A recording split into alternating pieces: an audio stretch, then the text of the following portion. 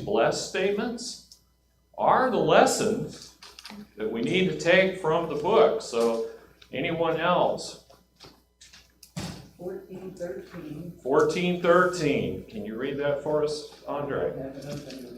Okay, I will read it then.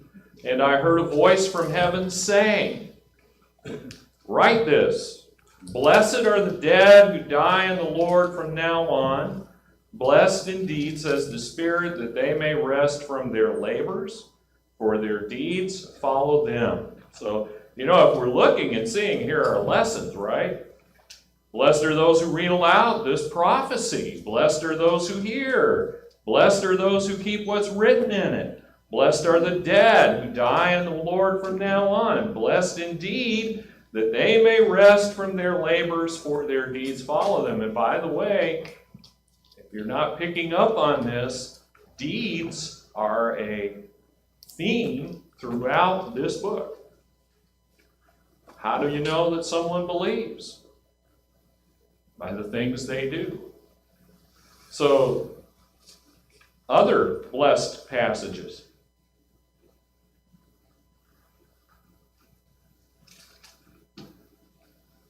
Don't everyone go at once. 16:15. 16:15. Behold, I am coming like a thief. Blessed is the one who stays awake, keeping his garments on, that he may not go about naked and be seen exposed. So what's the blessing on? Those who are always ready. Is that not something that Jesus taught during his earthly ministry, that we should always be ready? You don't know when I'm coming.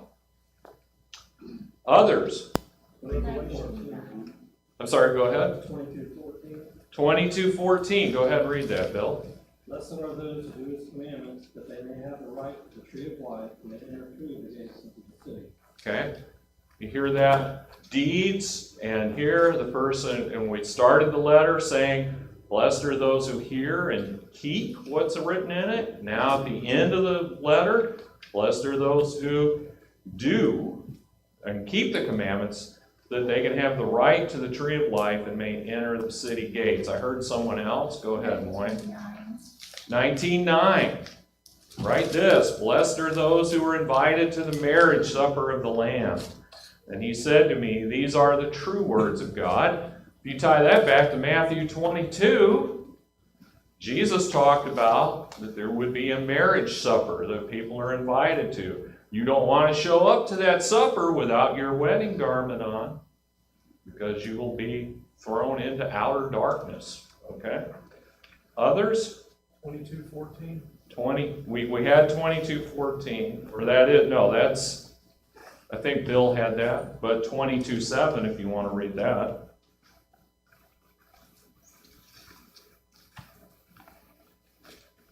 Can you read that, Steve? Blessed is the one who keeps the words of the prophecy of this book. I think that's the one Bill read. Okay, I could be confused. I usually am. So you want me to read 14? Go ahead. Yep. Blessed are those who wash their robes so that they may have the right to the tree of life and that they may enter the city by the gates. Okay. Thank you. And the last one is 26, 20 verse 6. Blessed and holy is the one who shares in the first resurrection. Over such, the second death has no power, but they will be priests of God and of Christ, and they will reign with him for 1,000 years. So, what themes have you picked up from on the blessed? Who is blessed? Those that hear and do. Those that hear and do. Is that not a message in the rest of the New Testament? Yeah. I think the key thing is to remember our deeds, what Revelation tells us, is that our deeds follow us to eternity. And they will determine where we'll spend it. Go ahead, Jody. Now that I have them written down, Yes. could you tell me the first one more you said, verse 14? So there's 1:3, 14:13, 16 verse 15, 19:9, 20 verse 6, and 22 verse 7, and 22 verse 14. So what I like about that is if you're looking for lessons that we need to, that apply to us from Revelation, these are clear statements that say that. Okay? So I want to thank this morning, before I start my presentation, I want to thank Dan Kingsley for the pictures that he provided from Ephesus. And this first picture is a picture of the goddess Artemis. And if you remember from Acts 19, there was a big riot because the Word of God had made such an impact in that city. They were rioting because they were the keepers of the temple of Artemis. And so, by the way, you can also see Artemis was in a lot of different places. The Vatican has a statue of Artemis in it. All right. So I want to talk a little bit this morning before we get into the text. In fact, I'll kind of warn you, we may not get to the text until right near the end of the class.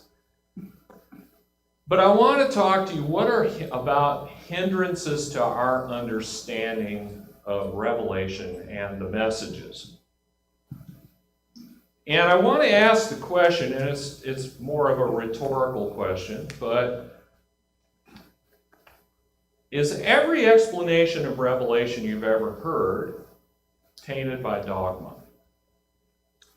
In other words, what I'm saying is sometimes we get an idea of what we think the text is about, and when people are doing exegesis, they're literally reading into the text what they want it to say.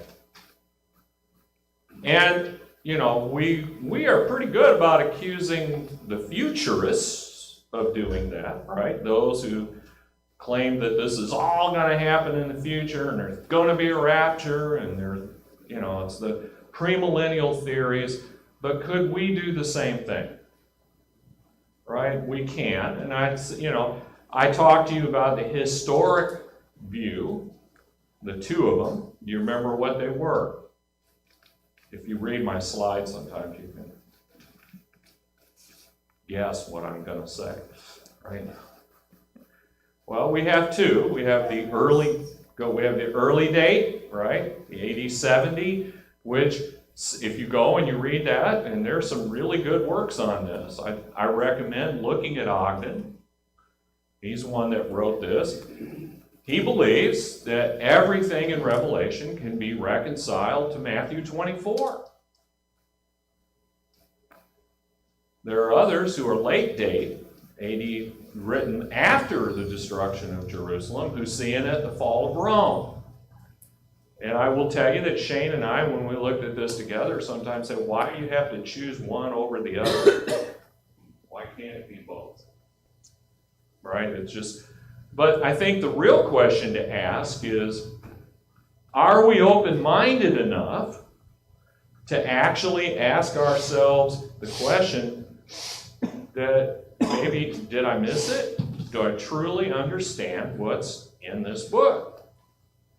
Now, saying that, I'm not discrediting people who spent hours and hours and hours of study on this, because I respect them. Anyone who's done that kind of work has done a lot of work and spent a lot of time in the scriptures and spent a lot of time trying to understand what this message is, because, you know, we are blessed if we read it aloud and if we keep it. So it's pretty important, right? But what if we, especially in looking at the messages to the churches, what if we fail to see the message because we're unfamiliar with the Old Testament? Right? I have to tell you that I grew up hearing, what is the restoration plea? That we want to restore New Testament Christianity. Now, I can tell you the people who originally said that had no intention of not knowing the Old Testament. But things lose their meaning over time. And what happens? People tended to say, we don't need to study the Old Testament because the Old Testament that we're not under that. And we ignore statements like Paul said, that, well, except our faith, our comfort, our patient endurance comes from seeing the examples that are written there. Those things were written there for our comfort and our education. And so sometimes what happens is we misunderstand things that are said not only in Revelation but also throughout the New Testament. Because when Paul said these holy scriptures are inspired of God and they will lead us to salvation, what scriptures was he talking about? The Old Testament, right? Because the New Testament was in the process of being revealed. If I'm living in Ephesus, I do not have a copy of the 27 books. I may have the letter that Paul wrote to Laodicea. I may have a copy of the letter that Paul wrote to Colossae. If I'm lucky, I may have one of the gospel accounts. I don't have it all. And that's why God gave them the spirit of prophecy, gave them the gift of knowledge, because they didn't have it all revealed. But when they talk about the written word, they're talking about the 66 books of the Old Testament. So when they receive a letter like Revelation, and it makes 400 references to Old Testament scripture without actually ever citing a passage of Old Testament scripture, like where it's from, they know it because they're living in it. Does that make sense? And sometimes we have trouble replicating that. And I would say we don't live in a Greco-Roman culture. You know a lot of things about life, about American culture. Why? It's where we are. It's where we are, it's where we live, right? And not only that, I think it's less true than it used to be, but you live in the Bible Belt. And the culture here is much different than the culture in Chicago. Your religious friends here are probably primarily Baptist and Methodist. If you live in Chicago, it's primarily Catholic and Lutheran, and that's a very different dynamic. But it's also a cosmopolitan city where there are temples, Hindu temples, and mosques, and things like that. It's very, very different than it is here. Not in terms of your day-to-day life, but the people you meet are very different. So what we want to do is make sure that we have enough of a grasp of that Greco-Roman culture so that we can understand more how the people who are reading this letter would have understood it, especially the messages that are written to them. Okay? Any questions about that? So here's another thought to think about. How is John like the prophets Isaiah, Ezekiel, Daniel, Zechariah? How is he? What are the similarities? He's given vision. Right, he's given vision. But think about how culture impacts the message that he's going to deliver. Right? What did the Old Testament prophets have to deal with? Idolatry, right? It was, for us, this is really hard because we grow up in a Western society where we look back on ancient culture and pagan gods as being ignorant. In fact, our definition, G.K. Chesterton said that the West actually has missed what it meant to be a pagan. Because when we hear pagan, we think devil worship. And he goes, no, pagan culture, G.K. Chesterton said this in the book Orthodoxy, that what he was saying was they thought they were very religious people. What was it that Paul said on the day at Athens? I perceive that in all things you are very religious. A pagan could be devout to their God. Pagans did things like, and the book, it's really important in Revelation to think about this. You know how every letter uses the word conquers? Do you know what you did if you were a pagan and you had success in your business life, or you had success in your personal life, or you found a wife? You would go to your pagan deity, possibly to Nike. It's not just a sport brand. It's about victory. You might go to Artemis and say, thank you for helping me to overcome. You see how if I lived in that culture and I heard the word overcome, what might happen is, who is responsible for my overcoming? Well, not the message of Revelation. Who helps me overcome? Jesus does. I've got to switch my loyalty from Artemis to Jesus. And John would be trying to give that kind of message. But also think, Rome is the greatest power on earth. But to a Roman, they understood. Parthia still exists. India exists. Romans knew about China. They knew about that. They knew that China was not under their domination. But they had a huge propaganda machine. And what was the propaganda? We're the masters of the earth. No power can stand up to Roman power. You'll see later in Revelation, they'll say, who can fight the beast? If you lived under Roman domination, what would you think? I'm not going to overcome this, right?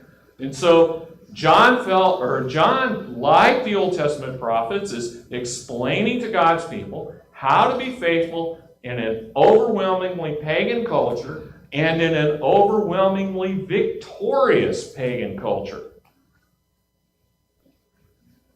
You know, we have just a minute, Shane. We have a similarity, right? How does the world view us? Well, up until last week. But listen, I've traveled overseas. I've been in South America. I've been to Russia. I've been to places like that, and they resent us because our culture is overpowering. Absolutely overpowering. And we export the worst of what we are. You can buy any X-rated, R-rated American movie in Russia, on the street, in kiosk. What do you think they think we are? Yeah. Well, it was similar in Roman culture. Shane? Well, one thing I just wanted to mention, to just talk about the arrogance and the way the Romans view themselves. We hear this a lot, but what is Rome, the city of Rome, called? It's the eternal city. Yes. And that's what was starting apparently around this time. It just gives you a kind of a whole picture, especially Revelation is going to bring that up. And it just ties into their arrogance and the power and how they view themselves. I will tell you, if you could go to a city, if you can only make one trip, go to Rome. Because in Rome, you see the ruins, and you see all the layers of how long that city's been around, and you get a sense of how powerful it was at one time. Now, to go along, well, one thing I want to make sure is that you also understand the great significance of John to the Old Testament prophets is he's the last one. He was chosen to close out God's prophetic messages. We ignore Revelation at our peril. It's like the last message, right? Here's God telling you, remember Jesus. To me, it's almost like at the end of Malachi, Remember Moses, the law of Moses and the covenant. Closing out Old Testament revelation. Here you have God closing out God's revelation, period, until he returns. So I want you to think, though, some more about the importance of this, that, knowledge of Roman culture and history can really help inform our understanding. In other words, so let me just give you a couple of things to think about. Do you know the history of the Roman Empire? Most of us are like, I'm not going through 7 volumes to do that. You don't have to. There are podcasts available on the history of Rome, and somebody will tell you the story in 20-minute increments. By the way, when I commuted in Chicago, I heard most of it there, because I could do 2-3 segments and one way to work. But you learn a lot about Rome and the way the world viewed it. Do you know that the Romans used propaganda, we talk about this, to promote the idea that they're masters of the world? Did you know that Romans and Greeks believed that the world is a sphere? Dan has pictures he can show you of Roman gods, Caesars, with their foot on Trajan. There was I believe this is right, Dan, there was a statue of Trajan in Ephesus, and he had his foot on the sphere of the world. They're shown that from one Caesar to another, he's handing the sphere of the world to the next Caesar. The idea is they're the masters of that. Did you know that the Greeks had calculated nearly the correct circumference of the earth? What do we think?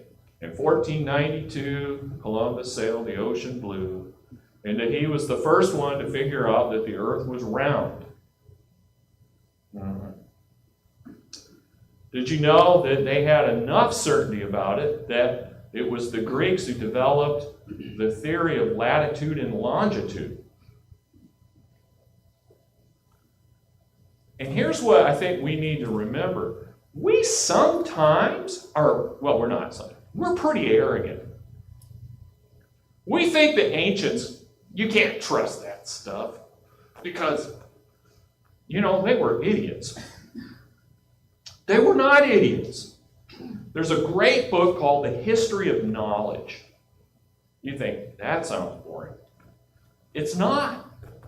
It explains to you why there's something called the Dark Ages. Can you imagine you're in 1200 and you're looking at the Roman aqueducts and you don't know how to replicate that? You have no idea how to do it. I can't even fathom that. Of course, what would that do to your head about the Romans? Wow, they're pretty great. We can't do that. Do you know what the Renaissance is? The Renaissance is the rediscovery of the knowledge the Greeks and the Romans and the Babylonians and the Persians already had. We can't even fathom the idea. What would happen if we went into another Dark Ages and we forgot medicine or engineering? What would our world look like to us?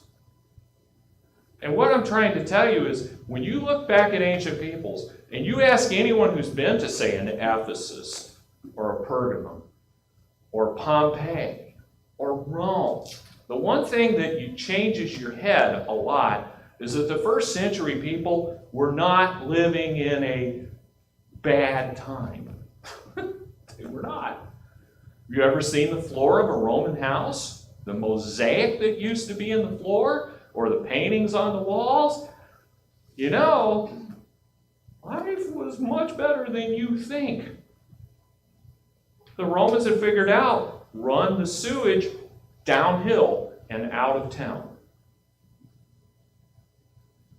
You could go to the bathroom in your house.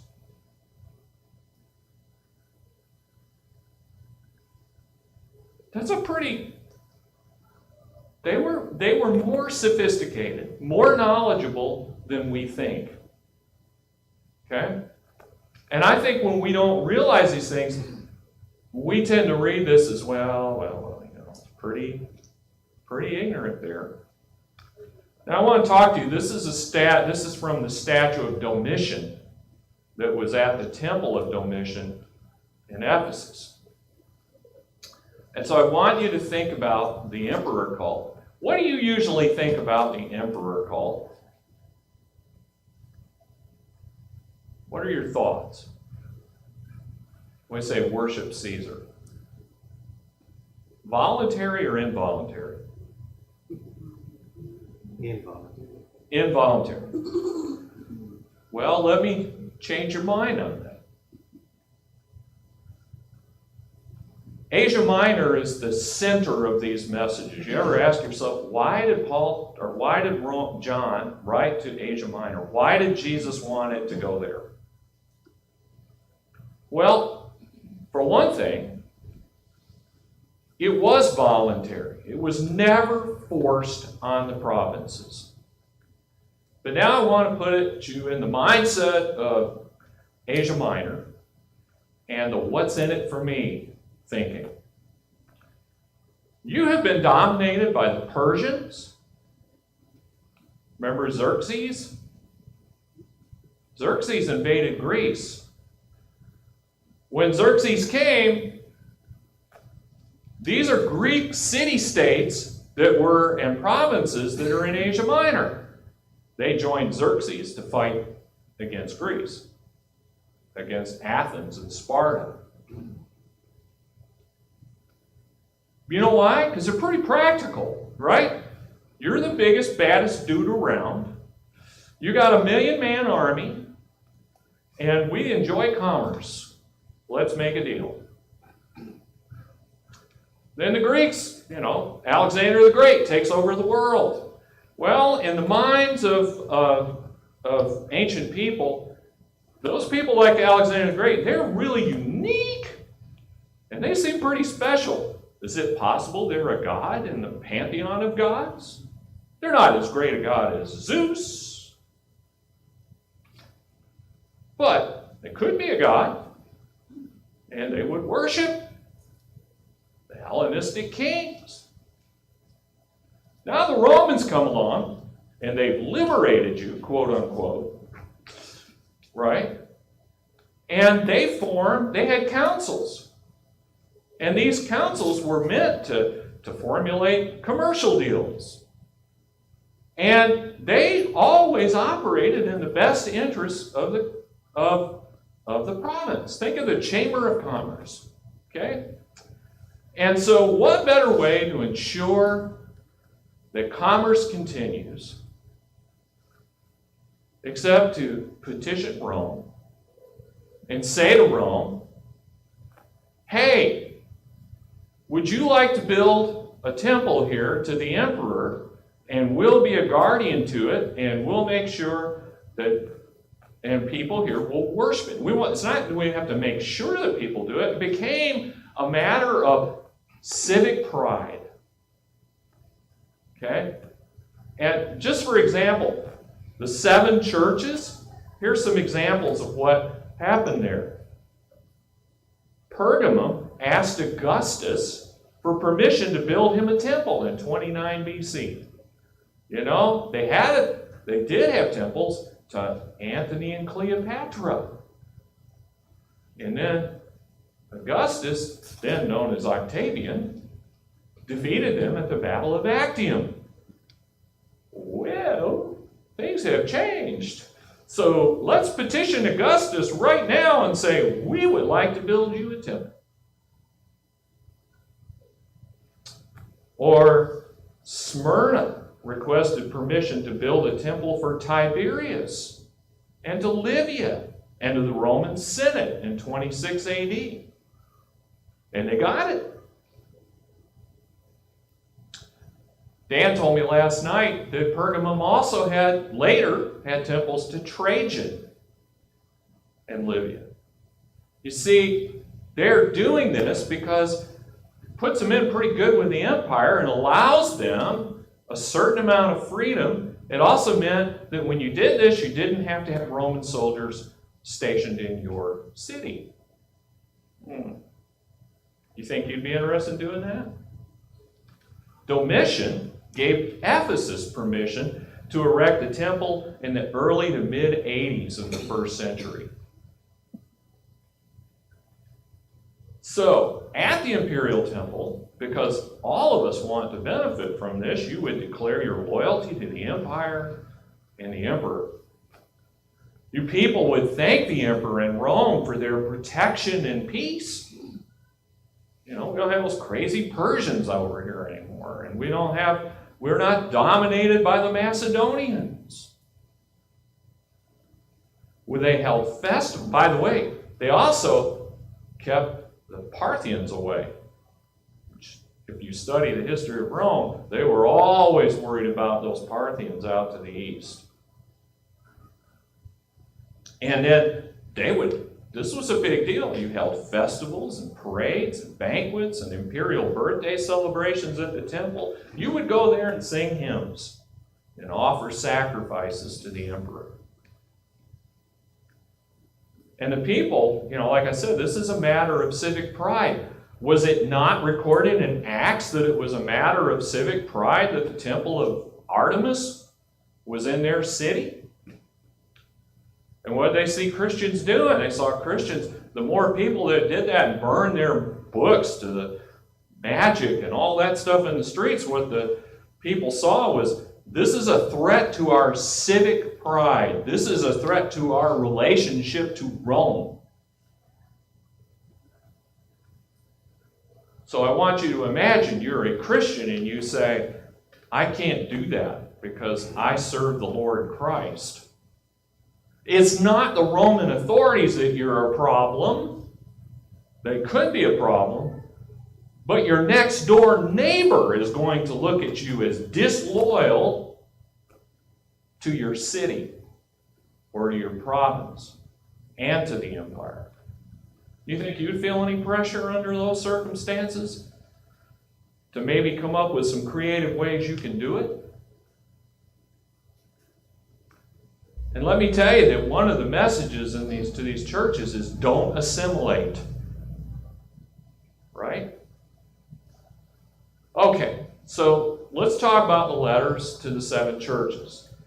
We've always called them letters, but I think we've already seen what is Revelation as a whole. We've already identified 2 different types of things that it is, or 3. It is a book of prophecy. It is if it's got to be sent to all 7 churches, what is it? Ed talked about this, I think, Wednesday. It's a circular letter. It's meant to go to each of the churches, right? And these letters were sent to the 7 churches. By the way, if you study this enough, you'll have this list in your head. But what's important is, and I don't know if this will work or not, it doesn't, I don't think. Anyway, if you look at that map, the letters are on a circuit starting in Ephesus. And so you go Ephesus, and you go a little bit north, and you're in Smyrna, then you keep going north, and you're in Pergamum, then you start out toward the southeast, toward Thyatira, then down to Sardis, then the last place you would be is Laodicea.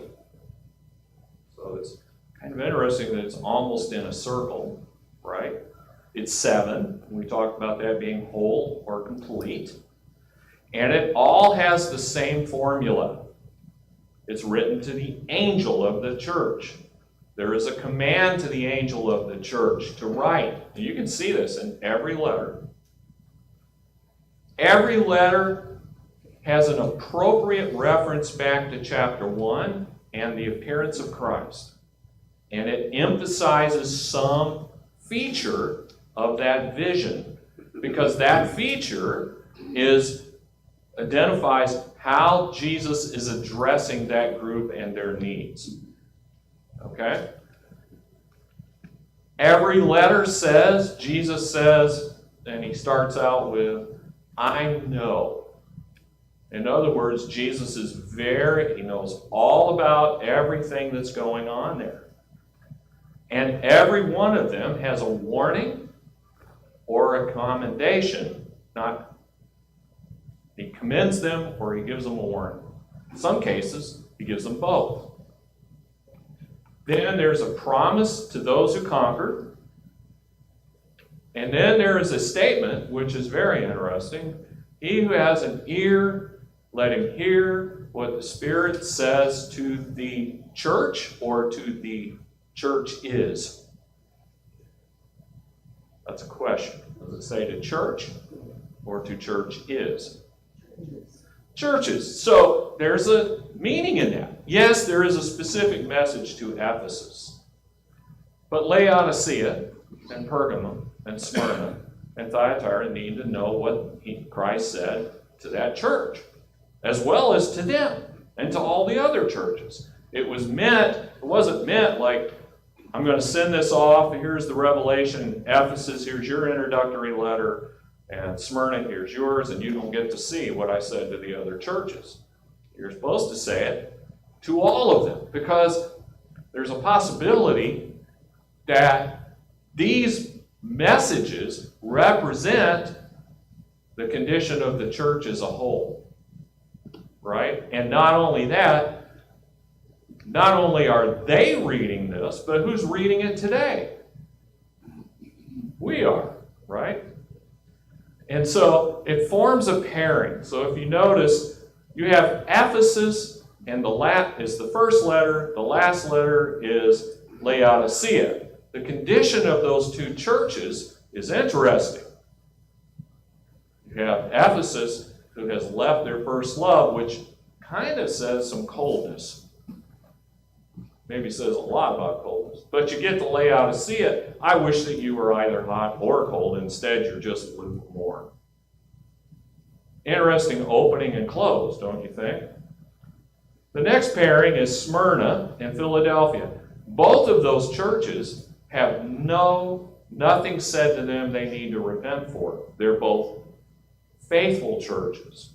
One is faithful unto death, and the other is little but faithful. Right? There's more you can do. Pergamum is an example of great faith in the past, but they're starting to assimilate to the culture. But Sardis was great in the past and is dead. You see the similarities? And then finally, there's the letter to Thyatira, and they really are a mess. But there's a message in Thyatira that says, this is the message that all the churches need to know, and all the churches, 2:23, and all the churches will know that I am he who searches mind and heart, and I will give to each of you according to your works. And it's starting that theme. Works, deeds, things that follow you into eternity. By the way, work indeed is, don't assimilate to the culture, but remain loyal to Christ. You have the problem, but to conquer, you need to repent. You have some things that are good, hold on to that so that you can conquer or you can overcome. Does that kind of help you as we start to look at each individual letter? To me, this is beautiful. It's absolutely beautiful. But it's also terrifying.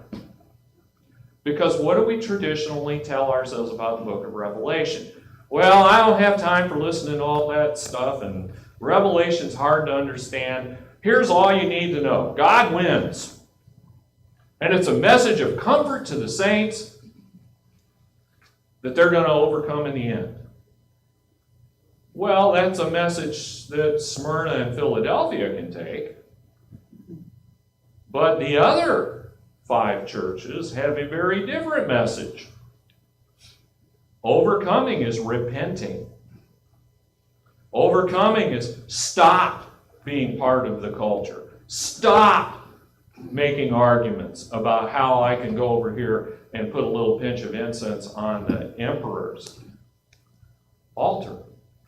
I can have, like my Jewish friends, a mental reservation. I don't really mean it. Everyone knows that Caesar's not a god. But you know, to get along with my neighbors and to keep my job, I'm just going to go over and do it. I mean, you got to live in the real world, right, folks? Why do you think I made that point?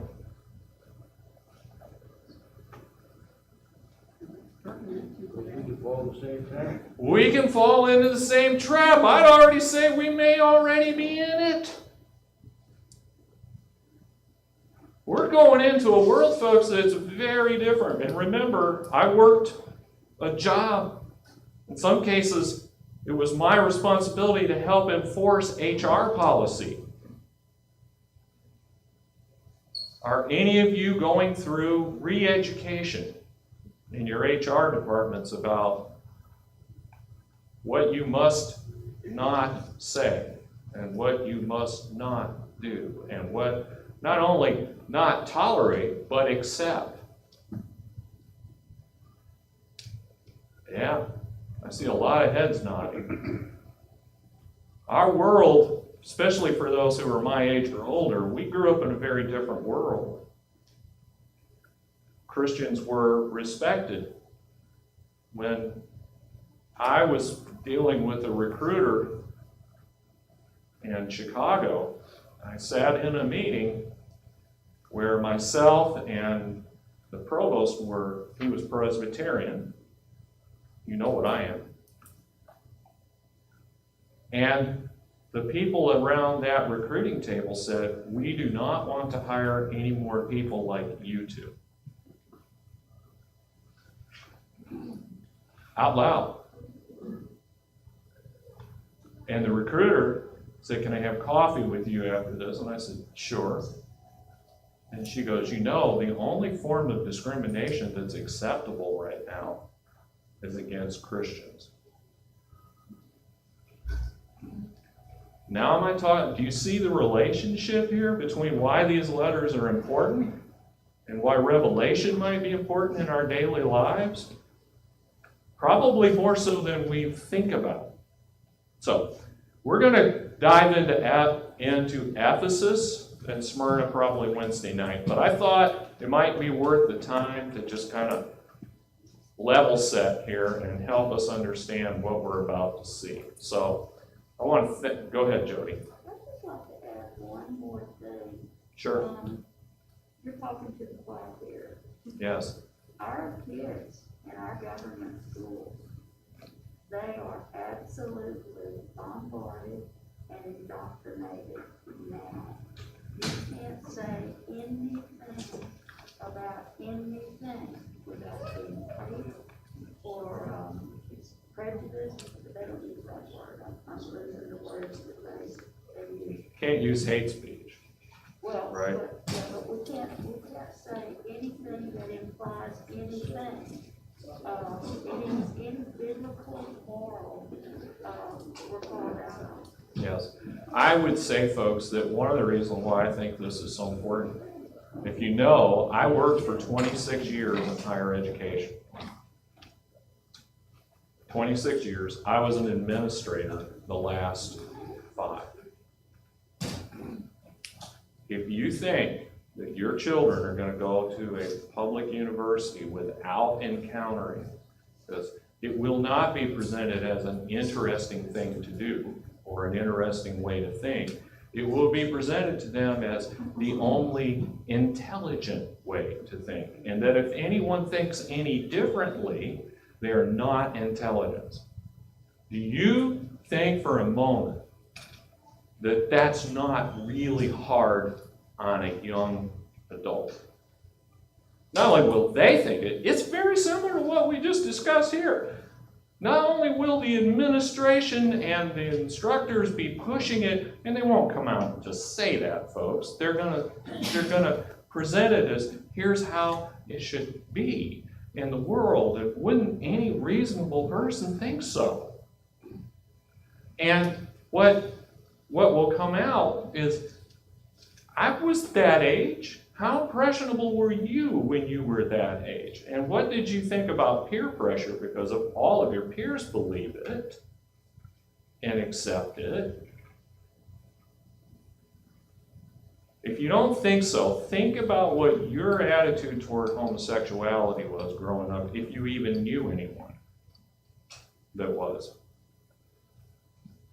And what is the attitude of younger people toward it today? They don't see it as a problem in the culture. They see it as that's part of the culture and that's the way things are.